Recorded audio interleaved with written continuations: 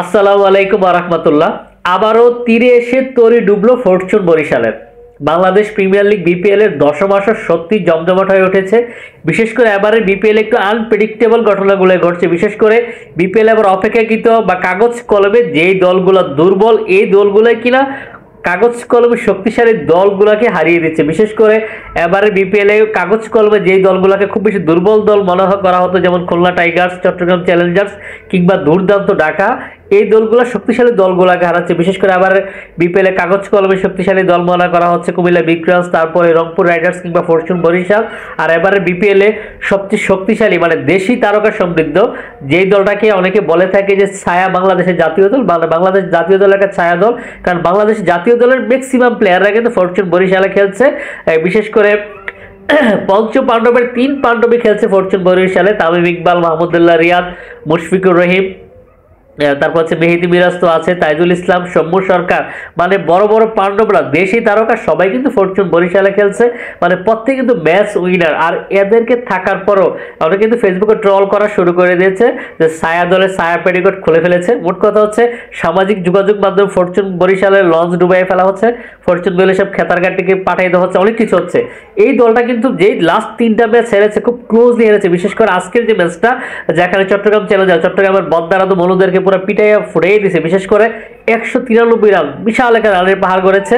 তো যখন মানে প্রথম 10 ওভার পর্যন্ত খেলা দেখে মনে হয় না যে আসলে বরিশাল এই ম্যাচটা হারতে পারে, কারণ রিকোয়ার্ড রান রেট যেখানে ছিল 8-এর উপরে আর কারেন্ট রান রেট ছিল 10-11-এর মতো। তো এই ম্যাচটা তো ভাবছিলাম জিতে যাবো, তারপর দেখা গেছে 10 রানে ব্যবধান হেরে গেছে। মানে হচ্ছে একদম ক্লোজ একটা ম্যাচ হয়েছে আজকের ম্যাচটা, দুর্দান্ত একটা ম্যাচ। এছাড়া এর আগের যে ম্যাচটা হয়েছে কুমিল্লা বিক্রমসের সাথে, যেটা আমরা সবাই চাইছি হেরে যাক, কারণ 163 রানের একটা ম্যাচ, আমরা চাইছি কুমিল্লা বিক্রম জিতে যাক। এই ম্যাচটা আসলে ক্লোজ একটা ম্যাচ, লাস্ট ওভারে গিয়ে হেরেছে ফরচুন বরিশাল। এর আগে যেটা খুলনা টাইগার্সের সাথে ম্যাচটা, এটা আসলে 183 রানের একটা ম্যাচ, এটাও মানে এত বেশি রান করে হেরেছে ফরচুন বরিশাল। আর যদি পয়েন্ট টেবিলের দিকে তাকালে 3-4টা ম্যাচ প্রত্যেক দলের হয়ে গেছে। ঢাকা পর্ব শেষ হয়ে সিলেট পর্ব চলছে, এই মানে দুই জায়গার ম্যাচ মিলে প্রত্যেক দলের অ্যাভারেজ 4টা করে ম্যাচ বা 3টা করে ম্যাচ হয়েছে। পয়েন্ট টেবিলে শীর্ষস্থান কিন্তু খুলনা টাইগার্স, যেই দলটাকে হয়তো অনেকেই খেলা শুরুর আগে বা খেলার শুরুর দিনও কল্পনা করেনি যে খুলনা টাইগার্স এত ভালো খেলবে। তিন ম্যাচে 6 পয়েন্ট নিয়ে সবার শীর্ষে রয়েছে ফরচুন খুলনা টাইগার্স, 2-এ রয়েছে চট্টগ্রাম চ্যালেঞ্জার্স, যেই দলটাকে হয়তো কেউ কল্পনা করেনি।